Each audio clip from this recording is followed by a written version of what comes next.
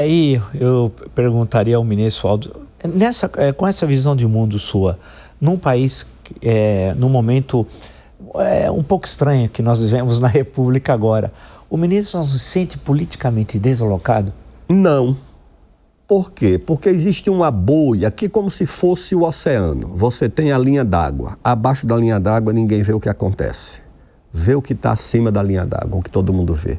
É essa desorientação, essa divisão artificial entre esquerda e direita. O Brasil não se divide entre esquerda e direita, entre homem e mulher, entre raças, pretos e brancos num país miscigenado. O Brasil profundo não está ligado nessa divisão, professor. O Brasil profundo está ligado em valores, que às vezes se sente representado. Por exemplo, por que é que Lula tem 50% dos eleitores e o Bolsonaro teve 50% aproximadamente?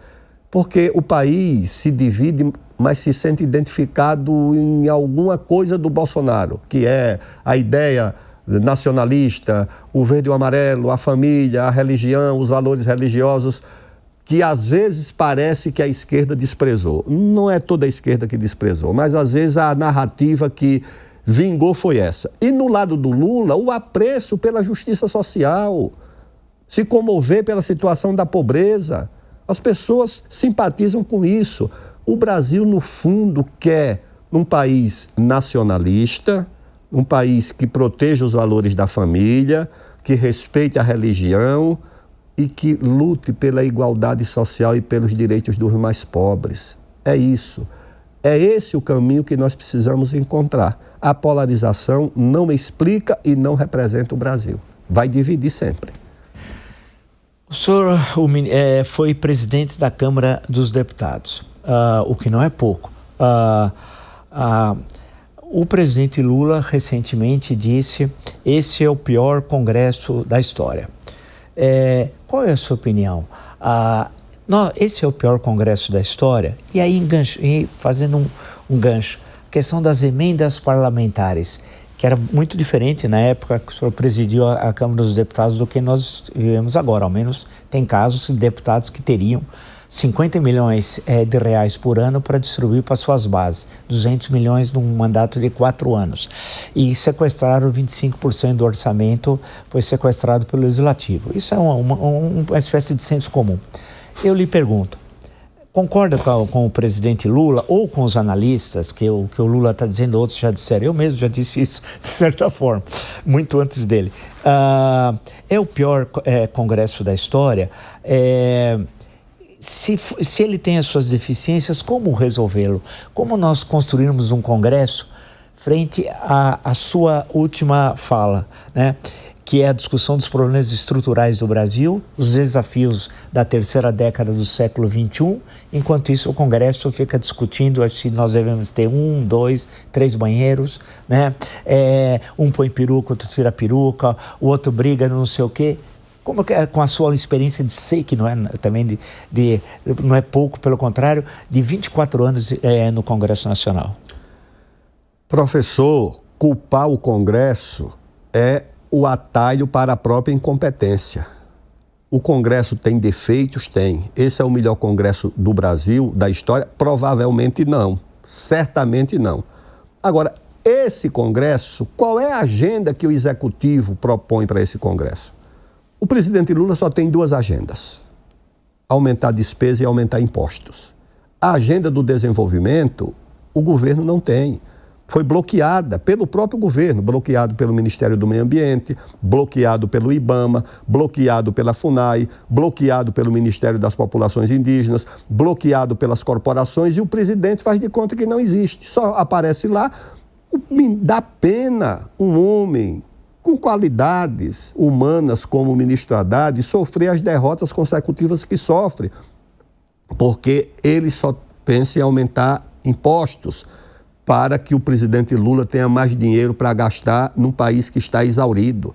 O orçamento não existe mais, o Estado está parando nas suas funções essenciais, não há recursos mais para as Forças Armadas, para as universidades, para as agências.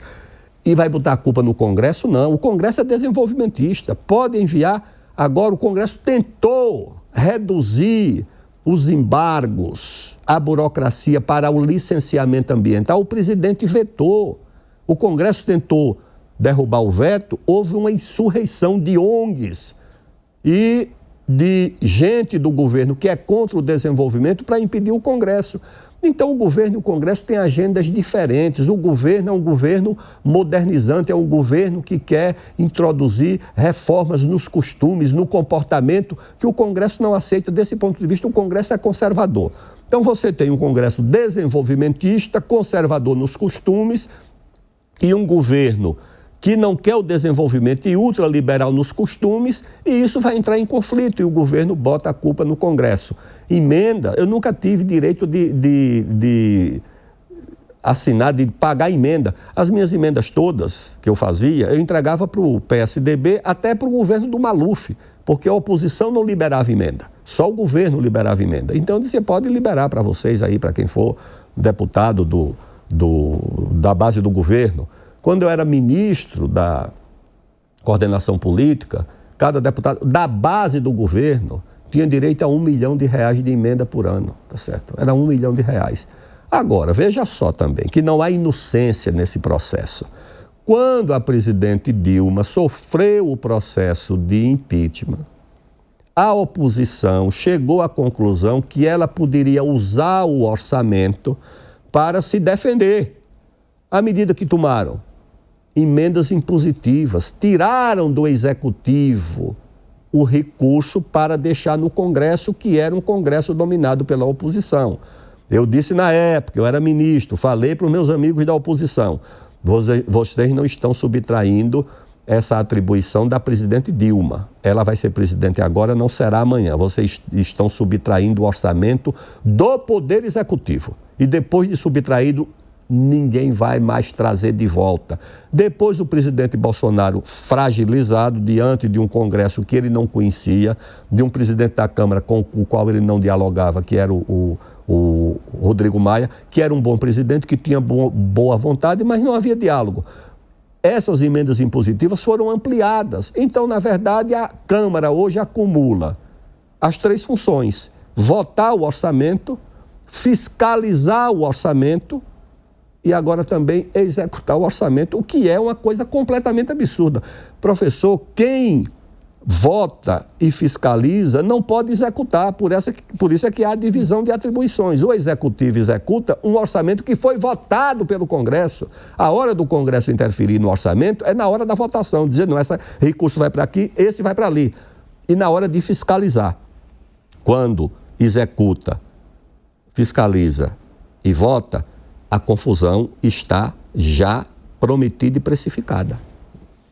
Infelizmente, nós estamos indo para o final do nosso encontro. Eu digo infelizmente porque eu acho que a conversa, e tenho certeza que vocês concordam,